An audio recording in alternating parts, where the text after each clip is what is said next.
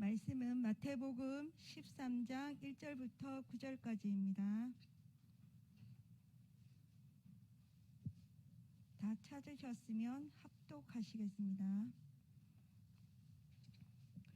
그날 예수께서 집에서 나가사 바닷가에 앉으심에 큰 무리가 그에게로 모여 들거든 예수께서 배에 올라 앉으시고 온 무리는 해변에 서 있더니 예수께서 비유로 여러 가지를 그들에게 말씀하여 이르시되 씨를 뿌리는 자가 뿌리러 나가서 뿌릴새 더러는 길가에 떨어짐에 새들이 와서 먹어버렸고 더러는 흙이 얕은 돌밭에서 떨어짐에 흙이 깊지 아니하므로 곧 싹이 나오나 해가 돋는 후에 타서 뿌리가 없으므로 말랐고 더러는 가시떨기 위에 떨어짐에 가시가 자라서 기운을 막았고 더러는 좋은 땅에 떨어짐에 어떤 것은 100배 어떤 것은 60배 어떤 것은 30배의 결실을 하였느니라. 귀 있는 자는 들으라 하시니라. 아멘. 할렐루야. 행복하시기 바랍니다.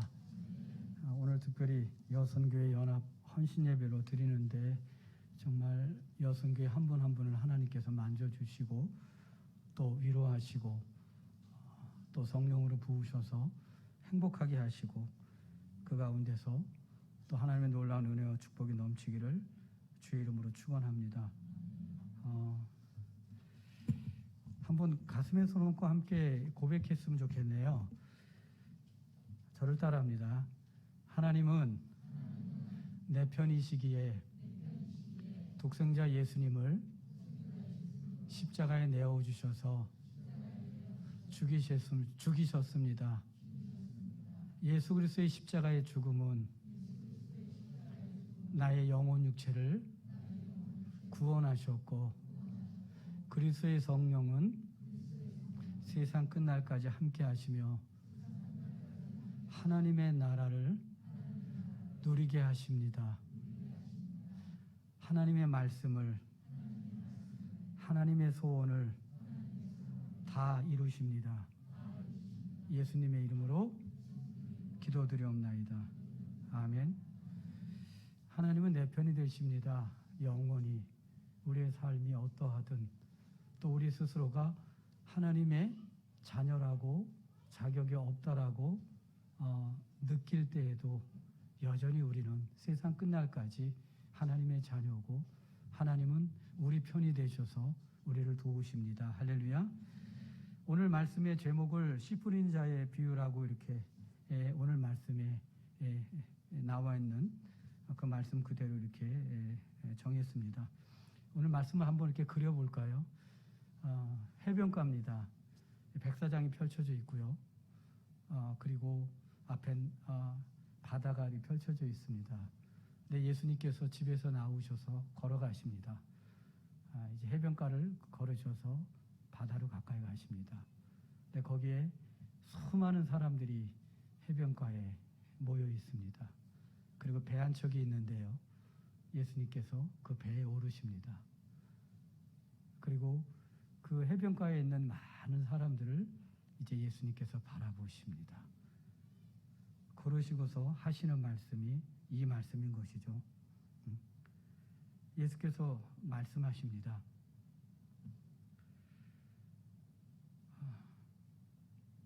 씨를 뿌리는 자가 뿌리러 나아가서 뿌릴새 더러는 길가에 떨어짐에 새들이 와서 먹어버렸고 더러는 흙이 얕은 돌밭에 떨어짐에 흙이 깊지 아니하므로 곧 싹이 나오나 해가 돋은 후에 타서 뿌리가 없으므로 말랐고 더러는 좋은 땅에 떨어짐에 어떤 것은 100배 어떤 것은 60배 어떤 것은 30배의 결실을 하였느니라. 귀 있는 자들은 들으라. 이렇게 말씀하셨어요. 씨 뿌리는 자의 비유입니다. 이 말씀은 여러 가지로 해석해 볼 수 있습니다. 네 사람의 그 마음밭이라고 이야기할 수도 있고요. 또 한 가지는 한 사람인데 그 한 사람의 마음밭이 이렇게 네 종류의 그 모습으로 나타날 수 있다라고 해석할 수도 있습니다.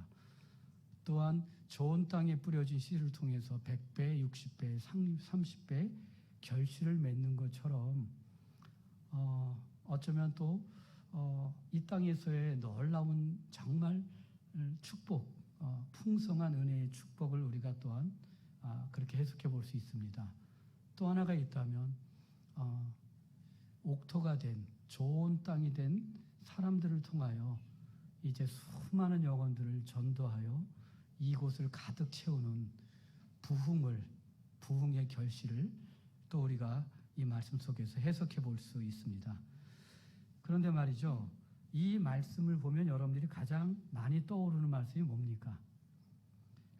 그 어떤 말씀보다 창세기 26장 12절 말씀처럼 이삭이 그 땅에서 농사하여 그 해에 100배나 얻었고, 몇 배요?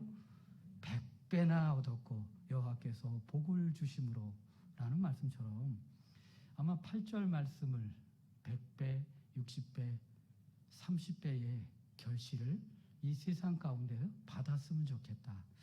아마 이 말씀을 가장 좋아하지 않을까. 그래서 기도할 때도 항상 100배, 60배, 30배의 복을 주시옵소서. 늘 그렇게 기도하지 않을까 싶어요. 뭐 여기서 있는 저도 예외는 아닙니다. 정말 그래요. 그렇죠. 근래에 말이죠.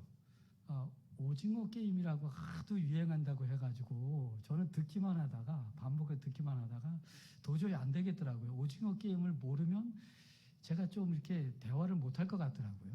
저도 오징어 게임을 해봤고 동생이 와 있는데 형은 예전에 국민학교 다닐 때 오징어 게임 할 때 보면 힘이 얼마나 센지 항상 보면 밀어냈지 밀린 적이 거의 없었던 것 같아. 이런 얘기를 하더라고요, 동생이. 제 당사자가 오징어 게임을 해봤던 사람입니다, 제가요. 근데 그 게임에서 게임의 내용이 뭡니까? 엄청난 돈을 걸고 게임을 하는 것이죠.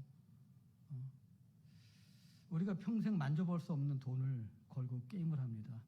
그리고 거기 있는 모든 사람들은 모두가 똑같이 저 돈은 내 돈이야, 내 돈이 될 거야, 내 돈이 되어야 해 라고 생각하며 게임에 임하게 되죠.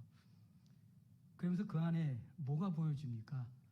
그 인간의 그 원죄로 말미암은 정말 그 잔혹함, 정말 너무도 끔찍한 그런 모습들을 거기서 볼 수 있었습니다. 근데 사실은 그게 우리의 인간의 사실 모습들인데 말이죠. 근데 저는 거기서 한 가지 딱 얻은 게 있어요. 뭐냐 하면요. 한번 가슴에 손 얹고 저를 따라해 볼까요? 우리는 그리스도 안에서 깐부입니다. 깐부가 뭔지 아시죠? 같은 편이라는 거예요. 한 번 더 고백해 볼까요? 가슴에 손 얹고 우리는 새로운 우리 교회에 우리 모든 성도는 그리스도 안에서 깐부입니다. 서로가 내 편이시죠. 그렇죠. 서로를 세워주고 위해서 기도하고 알게 모르게 돕고 이렇게 살지 않는가 싶어요. 같은 편이라고 하는 말, 깐부, 뭐처럼 들어봤어요. 어렸을 때 제가 들어본 기억이 있는데 참 오랫동안 잊고 살았던 것 같습니다. 어쨌든 우리 스스로는 이 말씀 속에서 이 땅에서 꼭 필요한 것이 가장 필요한 것이 또 물질이다 보니까 물질 쪽으로 많이 마음이 기울어지고 또 그렇게 생각하게 됩니다. 그러나 사실은 이 말씀은요, 그런 의미에서의 복을 말씀하시는 것이 아니고 예수님께서 천국 곧 하나님의 나라에 대해서 말씀하는 내용입니다. 하나님 나라에 대해서 말씀하는 거예요. 그래서 마태복음 13장 11절에 뭐라고 말씀합니까? 여러분들이 성경 가지고 계시면 펴놓으시면 좋을 것 같아요. 대답하여 이르시되 천국의 비밀을 아는 것이 너에게는 허락되었으나 라고 말씀하십니다.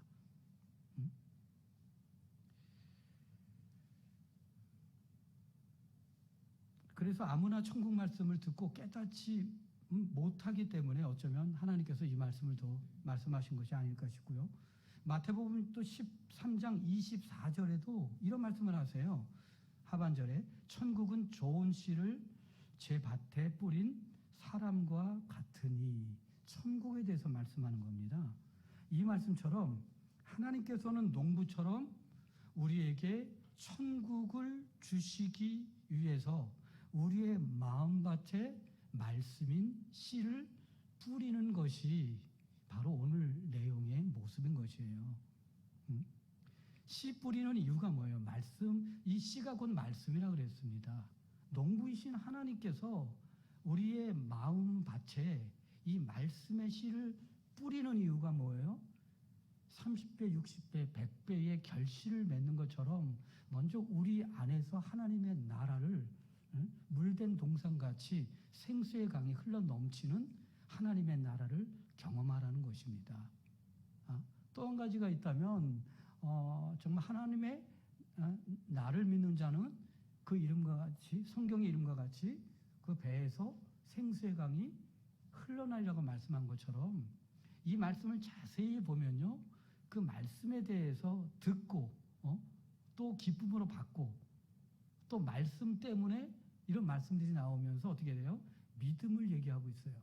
말씀대로 순종을 하려 했지만은 결국은 그 말씀대로 살면은 안 된다고 느꼈기 때문에 결국은 말씀을 포기하고 세상으로 간 모습들이 첫 번째, 두 번째, 세 번째의 마음의 밭의 상태를 보여주고 있습니다. 그래서 어쩌면 이 말씀은 하나님의 나라에 대한 말씀인데 바로 그러기 위해서는 어떻게 돼요? 말씀대로 순종하는 믿음의 삶을 살아야 된다라고 말씀하고 있는 것이죠. 그럼 봅시다. 조금 더 구체적으로 길가에 뿌려진 씨와 흙이 얕은 돌밭에 뿌려진 씨와 가시떨기 밭에 뿌려진 씨에 대해서 우리가 생각하길 원하는데요. 길가에 뿌려진 씨가 3절 4절에 보면 뿌릴새, 그 씨 뿌리는 자가 뿌리러 나가서 뿌릴새, 더러는 길가에 떨어지며 새들이 와서 먹어버렸고 라고 말씀하는데, 예수님께서는 그 말씀을 아주 친절하게 19절 이하의 말씀을 통해서 해석해주고 있어요. 19절 보면 우리가 함께 읽어볼까요? 다 같이 시작. 아무나 천국 말씀을 듣고 깨닫지 못할 때는 악한 자가 와서 그 마음에 뿌려진 것을 빼앗나니 이는 곧 길가에 뿌려진 자요, 이렇게 말씀하고 있습니다. 천국 말씀을 들었어요, 예배 시간에. 근데 깨닫지 못하는 거예요. 왜요? 악한 자, 사탄 마귀가 와서 그 말씀을 뺏어가기 때문에 그런 것이죠. 그러니까 이런 모습은 어쩌면 그래서 길가에 뿌려진 씨의 그 마음 상태, 딱딱한, 그래서 이것은 뭐냐, 마음이 완악할 정도로 단단해요. 씨가 뿌리를 내릴 수 없을 뿐만 아니라 새가 와서 먹어버릴 그 정도로 마음의 상태가 어떻다는, 굉장히 굳어 있다고 하는 것이죠. 이렇게 좀 설명하면 쉬울 것 같네요. 여러분들이 어떤 분들 보면 10년, 20년, 30년 신앙생활 열심히 한다고 하는데 그분을 보면은 좀 안타까운 게 변화를 못 보겠어요. 왜 그럴까요? 늘 예배 가운데 와요. 천국에 가기 위해서. 자신은 하나님의 자녀라고 믿기 때문에. 그런데 말씀을 들어도 말씀이 들어오질 않는 거예요. 은혜를 못 받아. 전혀 은혜를 못 받고 매주 그렇게 쳇바퀴 돌듯이 살아가는 분들, 얼마나 안타까워요. 그런 분들을 이야기하는 것이 아닌가 생각합니다. 또한 어떤 분들은 이렇게 해석을 합니다. 마치 어떤 편견이나 사상에 사로잡힌 사람들의 모습이다. 어떤 편견이나 사상에 사로잡혀서 그 말씀을 들을 때 말씀이 들어옵니까? 아니죠. 전부 재단하죠. 전부 재단합니다. 재단하고 있지 본인이 그것을 받아서 은혜 가운데 누리려고 하지 않습니다. 이게 굉장히 무서운 거죠. 그래서 저는요, 이 고린도후서 10장 4절에 보면 이런 말씀이 나와요. 오직 어떤 견고한 진도 무너뜨리는 하나님의 능력이라고 말씀하면서 모든 이론을 무너뜨리며라고 하는 말씀이 있는데, 이 견고한 진이 뭐라는 거예요? 모든 이론이라는 거예요. 이 땅의 사상, 어떤 지식, 어떤 편견, 어떤 그런 것들이 나를 지배하기 때문에 그것이 딱딱한 그 길가처럼 굳어져 있어서 말씀을 받아도 말씀이 뿌리를 내릴 수가 없는 상태라는 거예요. 그래서 사실은 예배를 드릴 때, 말씀을 들을 때는 어떻게 돼요? 어린아이가 되어야 됩니다. 아멘하고 받아야 됩니다. 저는 오늘 아침에도 어머니와 이제 동생과 또 아내랑 같이 예배를 드렸어요. 주일 예배를. 근데 제 앞에 어머니가 늘 앉아 계십니다. 근데 어머니는 지금 말기암으로, 대장 말기암으로 고통 가운데 계신데 1년이 됐어요. 얼마 살지 못하신다 그랬는데 1년이 됐습니다.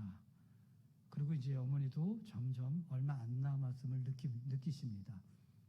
근데 저는 매주 그렇게 예배를 드리면서 뭘 느끼냐면요.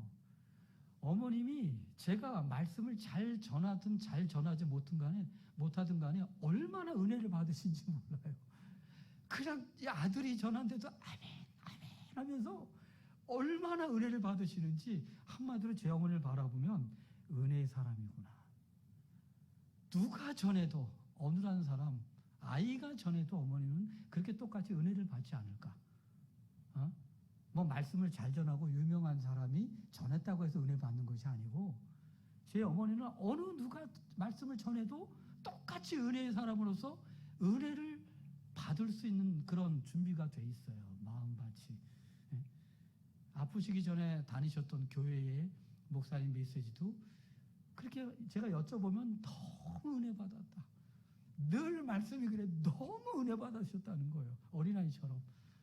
지금도 그 은혜 가운데 있기 때문에 암이 고통스럽게 하지만 암에 묶이지 않고 그렇게 감사하며 기뻐하면서 사시는 것이 아닌가 이런 생각을 해보게 됩니다. 그래서 정말 우리 마음밭이 길가가 되지 않기를 주의 이름으로 축원합니다. 두 번째는 흙이 얕은 돌밭에 뿌려졌다라고 하는 것은 마태복음 이제 5절 6절에 나오는데요. 우리 다시 한번 읽어볼까요? 시작. 더러는 흙이 얕은 돌밭에 떨어짐에 흙이 깊지 아니하므로 곧 싹이 나오나 해가 돋은 후에 타서 뿌리가 없으므로 말랐고 라고 하는 말씀이 있는데요. 이 말씀을 20절 21절에 보면 예수님께서 아주 구체적으로 풀어놓고 계십니다. 우리 다 같이 읽어볼까요? 20절 21절 시작. 돌밭에 뿌려졌다는 것은 말씀을 듣고 즉시 기쁨으로 받되 그 속에 뿌리가 없어 잠시 견디다가 말씀으로 말미암아 환난이나 박해가 일어날 때에는 곧 넘어지는 자요. 이렇게 말씀하고 있어요. 이 예배 때 말씀을 받았어요. 은혜를 받았어요. 그래서 너무너무 기쁜 거예요. 그리고 나가서 이제 세상으로 갑니다. 가는데 어떤 마음을 가지고 갔겠어요? 이젠 정말 말씀대로 순종하며 살아야지. 나갔습니다. 그런데 환난과 박해가 일어나니까 어떻게 돼요? 핍박이 있고 어려움을 당하니까 오히려 말씀으로 말미암아 오히려 넘어져요. 말씀이 시험이 되어버리는 거예요. 말씀대로 살 수가 없구나 정말 세상은. 신앙은 신앙이고 세상은 세상이구나. 교회에서의 신앙생활은 신앙생활이고 직장에 가서의 그 일하는 것은 직장생활은 직장생활이구나. 세상 가서 말씀대로 살면 다 망하는구나. 할 수가 없구나. 오히려 왕따나 당하고 손해나 당하고 오히려 경제적으로 어려움이나 당하고 또 어떤 위기에 당할지 모르니까 말씀대로 살 수는 없겠구나. 그렇게 생각하는 부류들이 아닐까 생각해요. 그런 마음의 상태가 우리도 있지 않습니까? 목회자는 뭐 저라고 해도 다르겠어요? 정말 어려움을 겪으면 저 역시도 인간인지라 저 역시도 똑같이 유혹과 시험과 또는 입술에선 너무도 힘들면 원망 아닌 원망도 하게 됩니다. 그러나 저는 하나님께 담대하게 원망합니다. 원망할 땐 하나님께 말이죠. 왠지 아세요? 하나님은 정말 두려우신 하나님으로서 막 심판하시는 하나님으로서 내가 말 한마디 잘못하면 그냥 막 벌 주시고 나를 힘들게 하시는 게 아니라 어떻게 해요? 아빠 아버지시기 때문에 독생자 예수님을 십자가에 내어주시기까지 우리를 사랑하신다는 것을 알기 때문에 투정을 해도 원망을 해도 하나님께 합니다. 하나님께 막 해대요. 그러면요 시원해요. 솔직히 하나님께 막 하고 나면 시원합니다. 그러고 나서 조금 시간이 지나잖아요. 며칠이 지나잖아요. 그러면 우리 안에 계신 예수님께서 그리스도 성령님께서 생각나게 하시면 너 그때 좀 나한테 좀 심하지 않았냐? 너 그거 좀 회개해야 될 것 같은데 마음을 찔림을 주셔요. 생각이 딱 나게 하세요. 벌써 그 얘기 무슨 얘기예요? 회개하라는 거예요. 내가 그 문제로부터 너를 자유하게 하기를 원한다는 거죠. 그럼 그때 회개하는 거예요. 정말 저희가 저의 지금 제가 어렸을 때 저희 아버지와 어머니와의 관계 가운데 있었던 제 모습하고 다르지 않다라고 하는 거예요. 하나님과 우리의 관계가 그런 것이에요. 그래서 어려움이 있거나 정말 그러면요, 사람에게 가는 것도 중요하겠지만 위로를 좀 받겠지만 완전한 위로가 못 돼요. 문제가 있고 정말 위기가 있으면 이곳에 나오십시오. 이곳에 나와서 눈물로 부르짖으며 원망하더라도 여기 나와서 원망하십시오. 그리고 기도하십시오. 언제까지요? 끝까지. 하나님께서 해결해 주실 때까지. 아니면 하나님께서 깨닫게 하실 때까지. 왜 그런 어려움을 주셨는지, 왜 박해를 주셨는지 깨닫게 하실 때까지. 그리고 주님께서 우리와 함께 하신다고 했는데 진짜 함께 하시고 어떻게 도와주시는지 아시겠죠? 그렇게 하십시오. 그래야 우리가 묶이지 않습니다. 어디에도 묶이지 않습니다. 그래서 인생의 어려움을 만나면 말씀을 다 잃어버려 그 마음이 황폐해지는 어떤 그런 상태가 어떠면 돌밭에 부러진 상태가 아닐까 싶어요. 여러분들 그 밭에 돌이 있으면요, 뿌리를 내릴 수 없잖아요. 그렇죠? 깊이 못 내린다고요. 돌을 제거해야 돼요. 저는 참 너무 감사한 게요, 하나님께서 저희 어머니 덕분에 주전으로 이사가게 하셨는데 저희 집이 3층 4층 복층입니다. 이건 말도 안 되는 집을 하나님께서 주셨어요. 우리가 하면은 제 노력으로는 안 됩니다. 제 아니라. 근데 하나님이 하시니까 그냥 한 번에 해결되더라고요. 정말요. 그래서 3층 4층 복층인데 4층에 올라가서 보면요, 밭이에요. 앞이 주전 앞입니다. 네, 주전 앞에 거기 이제 소나무가 있는데 밭이 있고 소나무가 있고 그 소나무 뒤쪽에 주전 해수욕장이에요. 그런데 보면 밭이 있어요. 근데 한쪽에는 풀이 무성이야, 밭이. 근데 그 가운데 밭은요, 얼마나 농사를 잘 짓는지 돌 하나도 없는 것 같아요. 진짜 잡초 하나 없어요. 얼마나 가지런하게 이 정말 밭을 잘 기경을 해가지고 그 밭이 색깔이 좋은지. 오늘 아침에도, 오늘도 조금 나오기 전에 거기 동생이랑 이야기하면서 봤는데요, 배추가 얼마나 잘 자랐는데 배추가 위에서 보면 꽃이에요. 꽃. 정말 장미꽃을 위에서 보는 것 같아요. 배추가 얼마나, 거기다 또 여러 가지 막 그냥 고구마도 지금 요새 한참 캐잖아요. 그렇죠? 옥수수도 심고 정말 너무너무 좋아요. 돌이 하나도 없어요. 정말. 그런 모습을 보고 있는데 다 제거해야 되잖아요. 그렇죠? 이 돌이 있으면 뿌리를 내리지 못해 결국은 깊이 어려움을 겪으면 다 말라서 사라지는 것이죠. 세 번째는 뭡니까? 가시떨기에 떨어진다라고 하는 것. 7절 우리 다 같이 읽어볼까요? 시작. 더러는 가시떨기 위에 떨어짐에 가시가 자라서 기운을 막았고. 이 말씀의 해석을 예수님께서 22절을 통해 말씀하셨는데요. 함께 또 읽어봅니다. 시작. 가시떨기에 뿌려졌다는 것은 말씀을 들으나 세상의 염려와 재물의 유혹에 말씀이 막혀 결실하지 못하는 자요. 결실을 못한다는 것입니다. 이런 말씀은 말씀을 들으나 가시떨기같이 세상의 염려나 재물의 유혹, 그리고 마가복음 4장에도 같은 말씀이 나와 있는데요. 19절에 이렇게 나왔어요. 기타 욕심이 들어와 말씀을 막아 결실하지 못하게 되는 것이라고 말씀하고 있어요. 이 말씀을 가만히 보면, 이 세 번째 그 마음 상태의 말씀을 가만히 보면 어때요? 우리가 그런 상태에 빠질 때가 있어요, 없어요? 있잖아요. 없지 않잖아요. 나와 상관없지 않잖아요. 평상시에 우리의 모습이 위기를 겪을 때, 어떤 유혹의 상황에 있을 때 보면 꼭 이 상태 아닌가요? 욕심에 이끌려서, 재물의 욕심 때문에. 정말 그 어떤 이 말씀 그대로인 것 같아요. 세상의 염려, 뜻대로 안 될 때, 이럴 때 어떻게 돼요? 말씀을 막아 결실하지 못하게 되는 것. 스스로가 막아요, 말씀을. 그럼 무슨 얘기예요? 말씀을 믿지 못하니까 불순종한다는 거죠. 말씀대로 순종하지 않는다는 것이죠. 그 순간에 말이죠. 그래서 하나님의 나라는 뭐예요? 하나님의 나라는 세상의 재물이 주는 풍요로운 그런 어떤 경험으로서 되어지는 것이 아니라는 것을 먼저 아시기 바랍니다. 첫 번째, 두 번째, 세 번째 그 마음의 밭의 상태는 뭐예요? 결국은 뭘 얘기해 주냐면요.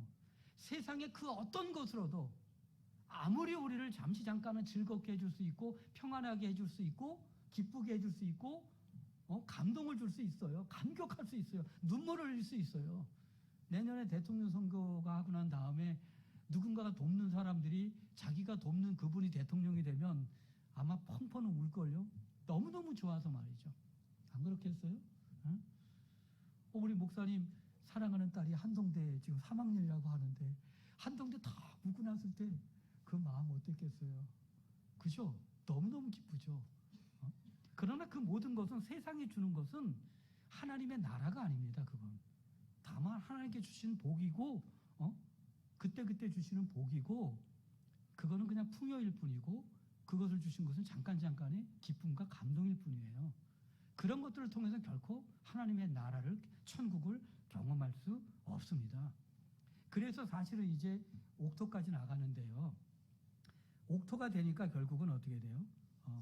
그런 놀라운 이제 결실을 맺게 된다고 하는 것인데 어쨌든 이 말씀을 통해서 세 가지는 결국은 말씀을 처음부터 아예 은혜를 받지 못하고 살아가는 자들이고 두 번째, 세 번째는 말씀을 들으나 결국은 말씀대로 살지 못해서 결국은 또 하나님의 나라를 경험하지 못하고 또 하나님의 축복 또한 누리지 못하는 그런 삶의 그런 마음의 상태라고 할 수 있겠죠. 그럼 봅시다. 네 번째, 말씀인 씨가 좋은 땅인 우리가 좋은 땅이 돼서 떨어질 경우에 그 결과가 어떻게 나타났어요? 8절 다시 한번 읽어봅니다. 시작. 더러는 좋은 땅에 떨어짐에 어떤 것은 100배, 어떤 것은 60배, 어떤 것은 30배의 결실을 하였느니라 라고 말씀하십니다. 그럼 봅시다. 이 말씀은 뭐예요? 제가 말씀드린 것처럼 우리의 그 마음의 밭이 좋은 땅이 되기만 하면 30배, 60배, 100배의 열매를 맺는 것처럼 어떻게 해요? 정말 물된 동산처럼 물이 차고 넘치는 것처럼 하나님의 말씀대로 아무리 힘들고 어려울지라도 순종하기만 하면 그 배에서 정말 물이 흘러나는 것처럼 하나님의 나라를 경험하게 된다라고 하는 것입니다. 저는 이 말씀을 묵상하면서 준비하면서 하나님께서 욥을 떠올리게 하셨어요. 욥이 얼마나 어려움과 환난을 겪었어요. 온 가족 그렇잖아요. 자식들 10명을 하나님께서 다 데려가시고 모든 재물을 다 빼앗아 가보시고 풍지박산에 나게 하시고 자기 자신도 정말 악성 종기에 걸려서 그 가려움증에 견딜 수가 없어서 깨진 그런 자기를 가지고 벅벅 긁어야만 했던 그 욥. 그러나 그가 결국은 하나님께서 말씀하시며 그가 회개하는 가운데 그의 영혼 육체를 회복하시고 모든 것을 회복하실 때 그가 고백하는 것이 뭐였습니까? 욥기서 42장 5절에 보니까 저를 따라합니다. 내가 주께 대하여 귀로 듣기만 하였사오나 이제는 눈으로 주를 배움나이다. 아멘이십니까? 과거에는 지식적으로 계속 말씀을 들었다는 거예요. 그래서 나름대로 의인으로서 살았어요. 하나님의 뜻대로 나름대로 살았어요. 인간의 의지로 나름대로 하나님의 말씀에 순종할 수 있습니다. 사람들에게 인정받으며 존경받을 수 있습니다. 어느 정도로는 자기 능력을 가지고. 그러나 결정적으로 정말 그가 견딜 수 없는 그가 가지고 있는 한계를 넘어가 버리고 나면 어떻게 돼요? 욥처럼 되는 거예요. 자신의 태어난 것도 저주할 정도로 되는 거예요. 가장 연약한 인간으로서 정말 그렇게 넘어질 수밖에 없는 것이죠. 그러나 결국은 그 과정을 통해서도 함께 하시며 깨닫게 하시고 또 다시 회복하실 때는 어떻게 해요? 지식적으로만 들은 것이 아니라 이제 눈으로 볼 정도로 실적으로 눈으로 본다는 것은 뭐예요? 내 마음으로 느낀다는 거예요. 온몸으로 경험하고 삶의 환경으로서 경험한다는 거예요. 이제는 정말 내가 눈으로 봅니다. 하나님께서 어떻게 나와 함께 하시며 어떻게 나의 삶 가운데 친히 역사하시고 도우시고 복을 주시는지 상상할 수 없는 복을 받잖아요. 그 다음에 여러분들이 욥기서 마지막을 읽으시면 아실 겁니다. 정말 세상에 그 어떤 하나님께서 우리에게 주시고자 할 때는 30배, 60배, 100배 이건 아무것도 아니에요. 그렇게 주셔요. 실질적으로 하나님의 뜻이라는 말이죠. 왜요? 하나님께 영광 돌리라고. 그것을 통해서 또 다른 영혼들을 구원하고 하나님의 소원을 다 이루시라고 그렇게 주십니다. 너무너무 중요한 부분이죠. 그러나 사단은 말이죠, 우리 삶 가운데 계속해서 우리 마음에 가라지를 덧뿌리는 것처럼 우리 마음밭에 세 가지 모습의 그런 마음 상태로서 그 상태가 되도록 계속 황폐하게 만듭니다. 우리를 유혹합니다. 우리를 환난 가운데 계속해서 우리를 핍박합니다.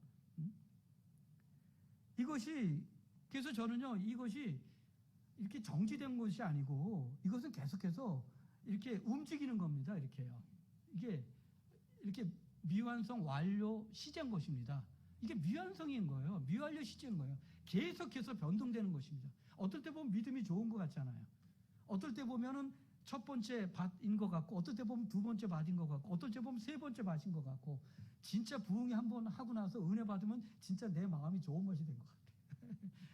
모든 사람이 다 용서가 되고, 모든 사람을 다 사랑스럽게 보이고, 그죠? 모든 것이 다 좋고, 근심 걱정 하나도 없고, 자유하고, 너무너무 좋아.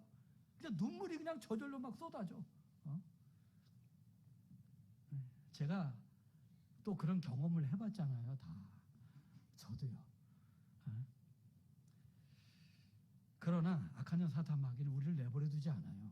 원죄를 가지고 이 땅 가운데 살아가는 우리 육체를 가지고 있기 때문에 사단은 끊임없이 어떻게 해요? 첫 번째, 두 번째, 세 번째 밭의 상태로 우리를 떨어뜨립니다.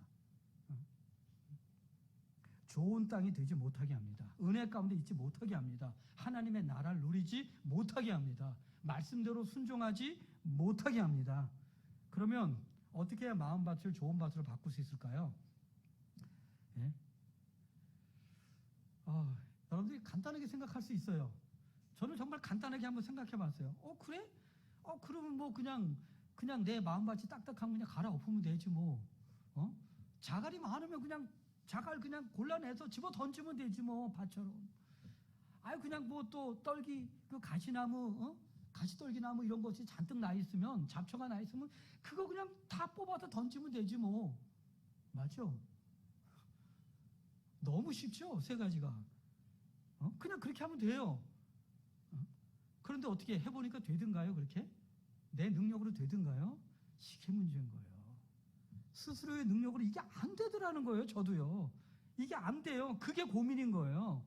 그래서 우리는 스스로 어떻게 자신의 능력으로 이 상태에서 벗어나고자 다양한 방법을 동원해서 해결하고자 합니다. 그래서 어떻게 해요? 제가 몇 가지를 한번 생각해 봤는데, 부드러운 마음을 갖기 위해서 어떻게 좋은 양서, 좋은 책, 시집을 많이 봅니다. 이렇게 그런 책들을 많이 봐요. 그리고 또 좋은 음악을 많이 들으려고 해요. 아주 서정적이고 좋은 음악들을 많이 들으려고 해요. 또한 어떻게 해요? 홀로 자연 속에 들어가서 무상무념에 들어가고자 합니다. 간단히 얘기해서 멍 때리는 시간을 많이 가지려고 해요. 그럼 좀 마음밭이 좀 기경돼서 부드러워지겠지 생각합니다. 때로는 어떻게 합니까? 자기 체면을 겁니다. 그래, 너는 네 마음밭은 부드러워. 너의 마음밭은 부드러워. 너는 따뜻한 사람이야. 너는 부드러운 사람이야. 계속 자기에게 체면을 겁니다. 또는 어떻게 해요? 홀로 여행을 하거나 어떤 다양한 일에 몰두합니다. 그러니까 일에 몰두해서 있습니다. 그러면 사라지겠지. 마음밭이 좀 달라지겠지. 또는 어떻게 해요? 젊은이들 같은 경우에 그래, 노래방에 가자. 아니면 뭐 어디 뭐 춤추는 데 좋은 데 없나? 그런 데 가자. 그래서 그냥 온몸이 땀이 범벅이 되도록 그냥 목이 다실 정도로 막 춤추면서 노래 부릅니다. 그러면 뭔가 해결이 되겠지. 속이 다 시원해지겠지. 기경되고 다 돌도 다 날아가고 다 잡초도 뽑혀지겠지 생각합니다. 어떻게 생각하면 나름대로의 효과는 있습니다. 그러나 근본적인 문제는 해결되지 않습니다. 그래서 어떻게 해요? 죄송하지만 어떤 분들은 견디다 결국은 공황장애 같은 그런 정신적인 어려움을 겪게 되는 거예요. 완전히. 그렇지 않습니까? 잠을 못 잡니다. 정신병적인 요소 때문에 결국은. 스스로가 해결이 안 되니까, 해소가 안 되니까 그렇게 가게 되죠.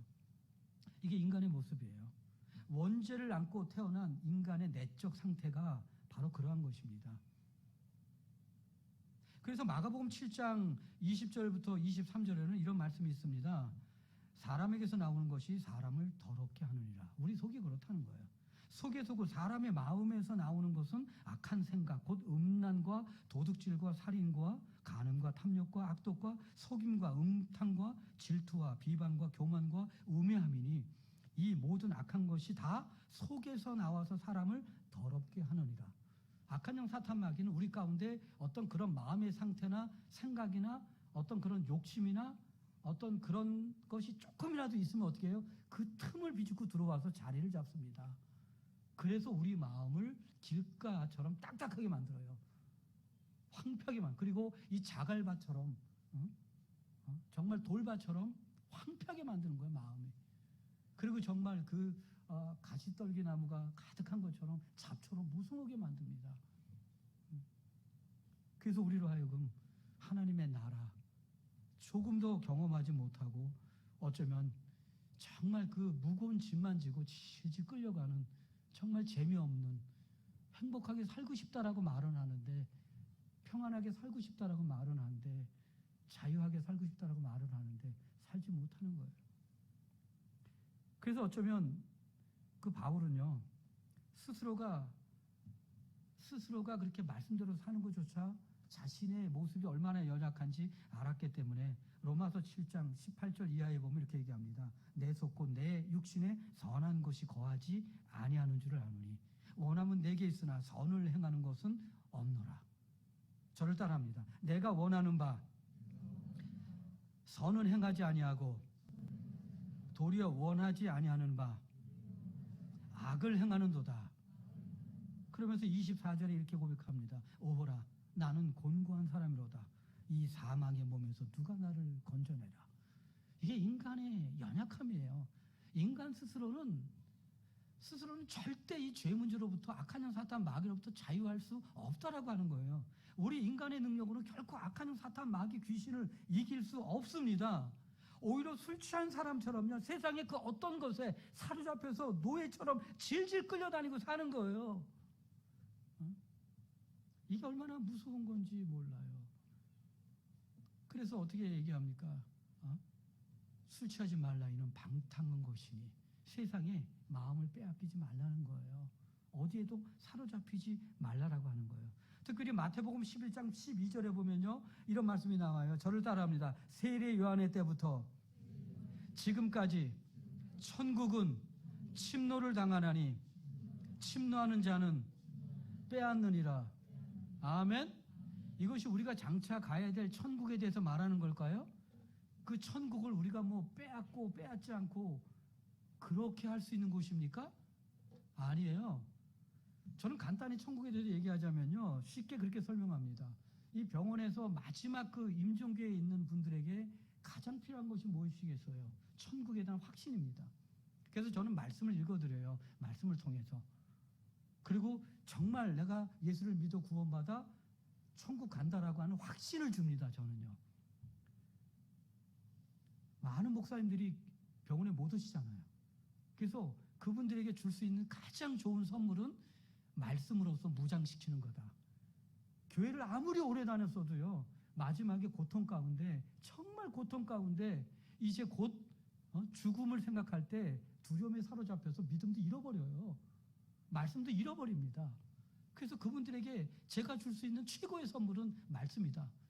그래서 저는 설명을 해요. 천국 기본적으로 간단하게 이야기해서 천국은 죄가 없는 곳입니다. 그래서 아담과 하와가 에덴 동산에서 죄짐으로 쫓겨나잖아요. 자격이 안 되는 거예요. 죄가 있으면 천국에 갈 자격이 처음부터 안 되는 거예요. 그래서 천국은 죄가 없다라고 설명합니다. 간단하게 쉽게. 근데 우리는 갈 수 있어. 왜요? 예수님께서 십자가에서 죽으심으로 우리 죄를 대신 갚아주셨기 때문에. 할렐루야.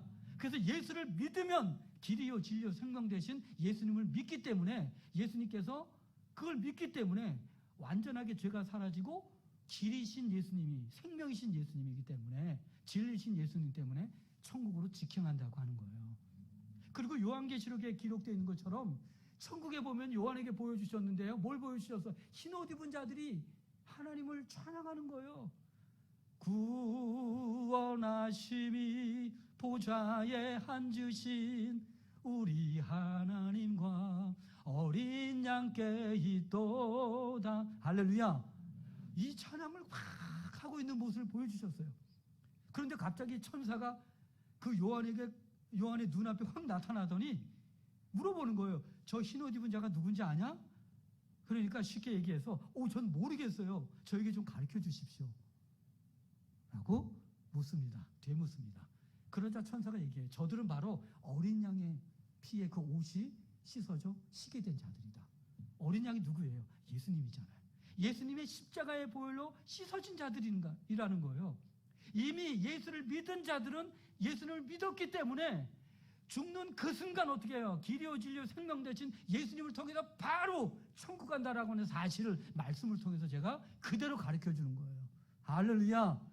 그래서 그분들이 평안한 가운데 제가 듣습니다.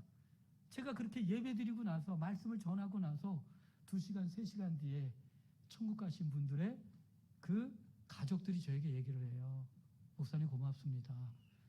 아버님께서 평안하게 가셨습니다. 목사님 너무 고마워요. 내 아들이 믿음이 없어서 두려워했는데 너무 평안하게 천국 갔어요. 제가 이런 얘기를 너무 많이 들었어요. 정말 어떤 분은 아들을 먼저 보내면서 그렇게 저에게 기뻐하시고 좋아하시더라고요. 그래서 저는 또 그런 얘기를 들으면 가만히 안 있어요. 제가 하나님의 그런 축복의 통로로서 구원의 통로로서 저는 그냥 쓰임받았을 뿐이에요. 주님께서 너무 사랑하시기 때문에 그래요. 주님의 자녀이기 때문에 주님께서 하신 거예요. 저는 또 그렇게 얘기하죠. 그게 또 진리이고 사실이고요. 그래서 하나님의 자녀에 대해서 얘기합니다. 근데 여기서 천국은 침노를 당하나니 침노하는 자는 빼앗느니라. 이게 무슨 얘기예요? 여러분들 예수 믿으면 예수님께서 그리스도 성령으로 우리 가운데 와 계시잖아요. 할렐루야. 오시잖아요. 그 얘기는 무슨 얘기예요? 하나님의 나라가 내 안에 임하였다는 거예요. 그런데 어때요? 지금 묻겠습니다. 여러분들 안에 하나님의 나라가 느껴지십니까? 이게 참 아멘이라고 말하지만 여러분들이 그렇게 충만한 분들도 계시겠지만 저희가 이렇게 시험에 들 때의 저희 상태를 보면 저도 경험을 하니까요. 이게 안 느껴지는 거예요. 근데 제가 병원에 가니까 또 하나님께서 그걸 가르쳐 주더라고요. 이 죄를 통해서 사단이 들어와서 빼앗아요, 천국을. 근데 저는 특별히 이렇게 기도해요. 그래서 하나님 앞에 하나님이 가르쳐 주신 건데 하나님, 그래서 우리는 어떻게 해야 되냐면요, 하나님의 나라를 회복하기 위해서는 먼저 마음문을 열어야 돼요. 요한계시록 3장 20절 말씀처럼 내가 문 밖에 서서 두드리노니 누구든지 마음문을 열면, 할렐루야, 매 순간에 마음문을 여셔야 돼요. 하나님, 내 마음문을 엽니다. 내 안에 들어와 주십시오. 주님이 들어오셔서 주님이 기경하셔야 내 마음밭이 회복되는 것입니다. 그런데 악한 영 사탄 마귀가 들어와서요, 하나님의 나라를 빼앗아 가니까 하나님의 나라가 안 느껴지는 거예요. 하나님의 나라가 뭡니까? 부활하신 예수님께서 두려워 떠는 제자들에게 너희에게 평강이 있을지어다 3번씩이나 말씀하셨는데요, 2번째 말씀하신 다음에 희한한 액션을 취하셨어요. 어떻게 해요? 숨을 내쉬며 이르시되 성령을 받으라라고 말씀하셨어요.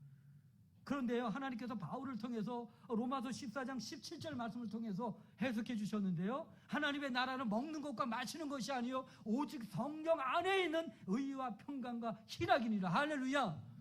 이 땅에서 하나님의 나라를 어떻게 경험해요? 세상이 주는 것을 통해서 경험되는 것이 아니라 성령이 내 안에 충만하게 임하면 성령 안에서 의가 내 안에 완전히 이루어지고 죄가 사라짐으로, 말씀이 내 안에 이루어지는 것은 뭐예요?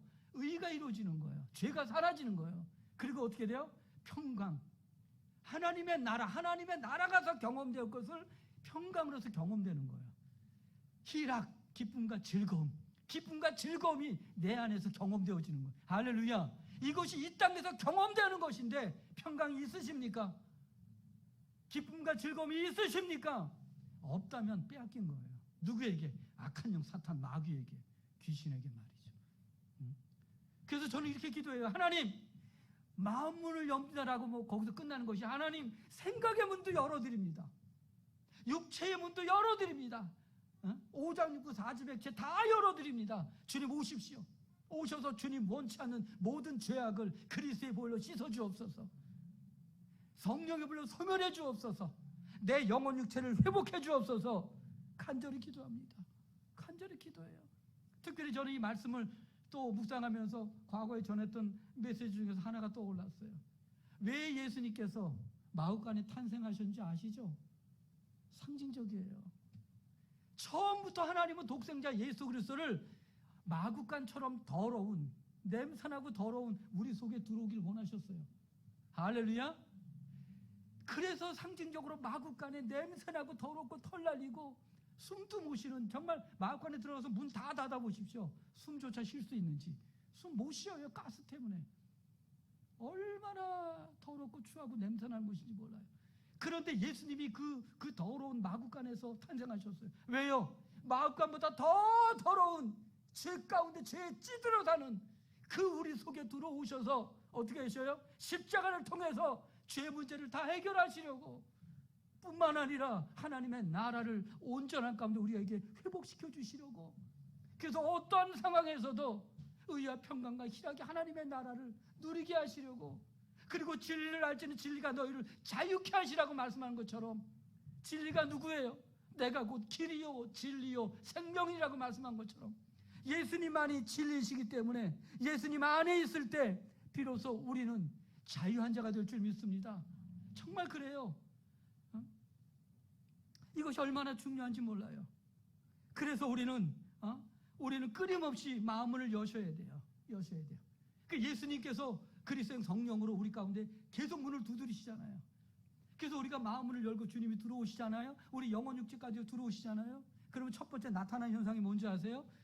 히브리서 4장 12, 13절에 나와 있는데요. 13절에 있어요. 저를 따라 하시겠습니다. 지으신 것이 하나도 그 앞에 나타나지 않음이 없고 우리의 결산을 받으시리에 눈앞에 만물이 벌거벗은 것 같이 드러나느니라. 아멘. 예수님이 일단 우리 가운데 영으로 들어오시면요, 우리가 벌거벗은 것 같이 다 드러나요. 뭐가 드러나요? 죄악이 다 드러납니다. 정말 죄악이 다 드러나요. 어떤 생각을 하고 있는지 다 드러납니다. 우리로 하여금 그걸 깨닫게 하셔요. 내 마음의 상태가 어떤 상태인지 다 드러납니다. 뿐만 아니라 육체의 상태도 어떤 질병을 가지고 있는지 다 드러납니다. 그래서 병원에서 저는 이 말씀을 많이 활용해요. 하나님께서 이분에게 역사하셔서 정말 MRI를 찍으면 너무도 자세히 나오는데 의사 선생님도 인간인지라 잘못 판독할 수도 있으니 의사 선생님의 눈을 여셔서 정확하게 보여주옵소서. 수술할 때도 하나님께서 의사 선생님의 눈을 여셔서 정확하게 보여주옵소서. 그래서 정확하게 하나님께서 능력이 오른손으로 그 의사 선생님의 손을 붙잡으셔서 정확하게 수술해 주옵소서. 할렐루야. 그래야 수술될 거 아니에요. 그래서 먼저 예수님께서 그리스도 성령으로 임하시면 우리 가운데 우리가 원치 않는 모든 죄들이 다 드러나는 거예요. 주님 원치 않는 것들이 다 드러나는 거예요. 근데 왜 드러날까요? 왜 드러나게 하실까요? 왜 분별하고 깨닫게 하실까요? 이건요, 몸뿐만이 아니라 가정도 마찬가지예요. 저는 하나님 우리 가정을 다 열어드립니다. 우리 가족들, 자녀들 다 열어드립니다. 우리 직장도 다 열어드립니다. 이 도시도 열어드립니다. 더 나아가서 이 나라도 열어드립니다. 주님 오십시오. 그래서 모든 죄악을 다 드러내십시오. 우리 가정의 죄악이 드러나고 우리 직장에서의 죄악이 드러나고 이 나라의 죄악이 드러나면 뭐 하겠어요? 우리 회개하는 거죠. 진짜 하나님께 올려드리고 회개하는 거죠. 다 열어드리는 거예요. 저는 그렇게 기도해요. 그래서 정말 주님께서 임하시면 어떻게 돼요? 이제 다 드러나게 하시면 어떻게 해요? 히브리서 4장 12절 말씀처럼 또 저를 따라합니다. 하나님의 말씀은 살아있고 활력이 있어 좌우의 날선 어떤 검보다도 예리하여 혼과 영과 및 관절과 골수를 찔러 쪼개기까지 하며 또 마음의 생각과 뜻을 판단하나니. 할렐루야. 혼이 뭡니까? 생각과 마음을 하나님께서 성령의 칼, 말씀의 칼로 수술하는 것이에요.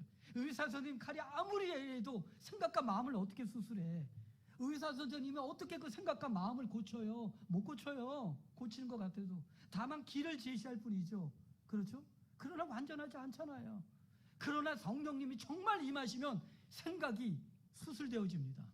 마음이 수술되어집니다. 할렐루야. 비로소 어떻게 돼요? 정말 그 굳은 땅이 기경된다니까요. 돌이 다 제거되는 거예요. 돌이 다. 그리고 정말 그 잡초가, 무성한 잡초가 다 뽑혀지는 거예요. 그리고 정말 성령님이 역사하심으로 인해서 어떻게 돼요? 기경되는 거예요. 생각과 마음이 정말 다 수술되어지고, 그러면 어떻게 돼요? 머리가 시원해요. 평상시에 두통이 사라지는 거예요. 정말 머리가 시원하게 되는 거예요. 마음은 또 얼마나 평안한지 몰라. 근심 걱정이 없어요. 문제는 산적했는데 그것이 근심 걱정으로서 나를 사로잡는 것이 아니라, 주님께서 하셨으니 앞으로도 주님께서 어떻게 하실지 기대됩니다. 다만 주님께 맡길 뿐입니다. 그리고 어떻게 돼요? 우리는 최선의 삶을 사는 거예요. 최선의 삶을 사는 거예요. 정말 그래서 여러분들의 영혼 육체가 회복되어지고 하나님의 나라가 30배, 60배, 100배의 결실을 맺는 것처럼 하나님의 나라를 누리시기 바랍니다. 아멘이시죠? 그래요. 여러분들의 가정도 그렇게 되는 거예요. 여러분들이 회복되어지면 어떻게 돼요? 제가 기도한 것처럼 하나님 가정으로 돌아가서 행복의 주인공이 되게 하옵소서. 여러분들이 회복되어지면 가정도 회복되어지는 거예요. 여러분들이 회복되어져서 직장에 가면요, 진짜 직장도 영적 기상도가 바뀌는 거예요. 환경이 바뀌는 겁니다. 이 도시도 바뀌는 거예요. 믿음의 사람들이 바뀌어지면 열방도, 이 나라도 다 바뀌어지는 거예요. 제가 실제적인 얘기를 좀 할게요. 역사적인 관점에서. 프랑스에 있죠, 1600년도에 그 위군어 전쟁이 있었어요. 이건 뭐냐면 카톨릭과 온전한 신앙생활을 하겠다고 하는 신앙인들, 크리스찬 위군어들이라고 하는데 전쟁이 있었어요. 그래서 얼마나 많은 희생자가 있었는지 몰라요. 그때 앙리 사세가 이제 그 모든 것들을 종식시키기 위해서 뭐냐면, 제가 갑자기 그게 생각이 안 나서요. 일단 그 말씀을 좀 전하겠습니다. 뭐냐면요, 이제 그 위군어들의 우리처럼 개혁신앙을 가진 말씀대로 살고자 하는 그 신앙에 대한 자유를 허용해 줍니다. 자유를 허용해 줘요. 그런데 그 1685년경 5년 6년경에 프랑스의 루이 14세가 등장하면서 그 신앙의 자유를 허용했던 것을 다시 폐지시켜 버립니다. 그러면서 다시 위군어 크리스찬들을 핍박하기 시작합니다. 그러자 그들이 어디로 도망을 가냐면요, 주변 나라로 도망가는데 영국으로 도망가고, 또 어디로 프랑스로 도망가고, 또 독일로 도망가고, 이렇게 주변국으로 도망갑니다. 그런데 놀라운 사실은요, 그들이 도망갈 때 네덜란드도 웰컴 받아들였어요. 영국도 받아들이고 독일도 다 받아들였어요. 근데 그때까지 간단히 얘기하면 영국 같은 경우는요, 이 양을 키우는 그런 목초지가 너무 좋았고요. 그러다 보니까 양털이 너무 많은데 그걸 어떻게 해야 될지 모르는 거예요. 그렇게 부자가 아니었다는 거예요. 가난했다는 거예요. 그런데 대부분 그 신실한 당시의 크리스찬들은 기술자들이었어요. 이 상공인들이었고요. 그러다 보니까 그들이 가서 어떻게 돼요? 양털을 보니까 뭘 만들어요? 양털을 실을 만들고 또 옷을 만들 수 있도록 공장을 만드네. 그래서 그것이 어떻게 돼요? 영국의 산업혁명의 시발점이 됩니다. 그래서 영국이 불같이 경제적으로 일어나는 경제가 부강한 나라가 되게 됩니다. 영국이 말이죠. 그리고 또 어떻게 해요? 독일 같은 나라도 역시 마찬가지예요. 지금 독일이 얼마나 그래도 강해요. 독일이 그 경제적으로 다양한 기술들은 결국 과거의 위군어들, 정말 기술자들이, 상공인들이 그 나라로 자신의 신앙을 지키고자 그곳으로 도망갔기 때문이에요. 네덜란드도 역시 마찬가지. 작은 나라지만 굉장히 부강한 나라가 돼 있어요. 강소국이 돼 있어요. 그거는 과거의 그런 위군어들이, 기술자들이, 상공인들이 그 나라로 도망갔는데 뭐 하기 위해서요? 자신의 신앙을 지키기 위해서. 근데 그들의 삶이 어땠냐면요, 어떻게 그 나라가 그렇게 그렇게 부강한 나라가 됐냐면, 그들 기술자가 그 나라에 가서도, 어느 곳에 가서든지 어떻게 했냐면, 사람이 보든지 안 보든지 그들은 하나님의 자녀라는 인식 가운데서 정말 정직하게 성실하게 됐어요. 하나님의 자녀답게 살았어요. 순교를 할지라도 끝까지 말씀대로 살았어요. 말씀대로 살다 보니까 어떻게 돼요? 직장에 나가서 일을 하는데 하나님의 자녀답게 사는 거예요. 열심히 살다 보니까 하나님께서 지혜의 문을, 창조의 문을 열어주시니까 점점 기술자 중에서도 전문적인 기술자가 되는 거예요. 뭘 하든지 하나님께서 세상으로 30배, 세상에서 36배, 100배의 열매로 그렇게 거둬들이게 하는 거예요. 결국은 믿음의 삶으로서 그렇게 좋은 땅 가운데 믿음 안에서 자기 신앙을 지키기 위해서 그렇게 사니까 그 나라가 잘 되는 거예요. 할렐루야. 저는 지금도 역시 똑같다고 생각해요. 미근애들의 그런 신앙처럼 한국교회가 한국 사람 한 사람이 가정에서뿐만 아니라 직장에서도 진짜 하나님의 자녀답게 여러분들이 살기만 한다면 당장은 힘들고 어려울지라도 말이죠, 세상이 바뀌어집니다. 여러분들의 직장이 바뀌어집니다. 그리고 때가 되면 그 위그너처럼 인정받는 분들이 됩니다. 요셉이 그렇게 살았잖아요. 다니엘이 그렇게 살았잖아요. 사드락, 메삭, 아벳느고가 그렇게 살았잖아요. 중요한 것은 우리가 결과를 바라보지 말고 우리가 하나님의 자녀이기 때문에 하나님의 자녀답게 다만 옥토가 되도록 나를 내어드리고 주님을 초청해서 정말 주님께서 나를 기경하셔서 내 안에 있는 주님 원치 않은 것들을 다 제거하게 하시고 또 성령 충만함을 구해서 의와 평강과 희락으로 충만한 가운데 진리신 예수님 안에서 아무리 삶이 힘들고 어려울지라도 하나님의 자녀답게 말씀대로 살기만 하면 당장은 모를지라도 때가 되어 하나님께서 여러분들을 높여주실 줄 믿습니다. 수많은 귀해의 사람이 될 줄 믿습니다. 젊은이들은 이 나라뿐만 아니라 열방을 무대 삼아 하나님께 영광 돌리며 달려가는 그런 젊은이들이 될 줄 믿습니다. 저는 말씀이라고 하는 것은요, 과거에는 그 말씀이 적용되지만 지금은 아니야 라고 말하는 분들이 혹시 젊은 분들이 있을지 몰라요. 아니에요. 하나님의 말씀은 1.1획도 변화가 없습니다. 끝까지 말씀대로 사는 자는 반드시 어떻게 돼요? 결과론적으로 욥이 그랬던 것처럼, 믿음의 선조들이 그랬던 것처럼, 위구노의 신앙을 가진 신실한 크리스찬이 그랬던 것처럼, 미국으로 갔던 청교도 신앙인들도 역시 같은 부류의 사람들이잖아요. 하나님의 자녀답게 살기만 하면 내가 복을 받고 내가 하나님의 나라를 누릴 뿐만 아니라 또 어떻게 우리 가정이 복을 받고 우리 자녀들이 복을 받고 또 교회가 복을 받고, 할렐루야, 지역사회가 잘 되고 발전하며 세상적으로도 영향력을 미치는 그런 개인 또 가정, 그런 또 도시, 나라가 될 줄 믿습니다. 그래서 오늘 말씀을 통해서 씨 뿌린 자의 부위를 통해서 정말 여러분들이 중요하게 생각할 것은 이 땅에서 성공자가 되기보다는 온전한 하나님의 사람이 되고자 몸부림치면서 하나님, 내 스스로가 내가 옥토가 될 수가 없사오니, 만들 수 없사오니 주님께 모든 것을 다 열어드립니다. 다만 나는 갈라디아서 5장 24절 말씀처럼 그리스도 예수의 사람들인 우리는 육체와 함께 정과 욕심을 십자가에 못 박습니다. 그런즉 이제는 내가 사는 것이 아니요 내 안에 사는 그리스도께서 사신 것입니다. 내 안에는 다만 어린 양 예수 그리스도를 믿는 믿음 안에서 말씀에 순종하며 살 수 있도록 성령님 도와주시옵소서라고 기도해야 될 줄 믿습니다.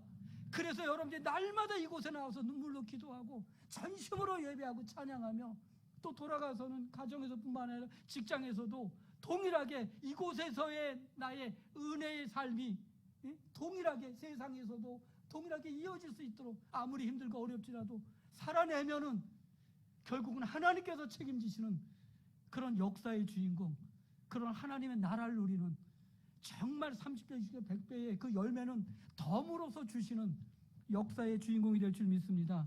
아멘.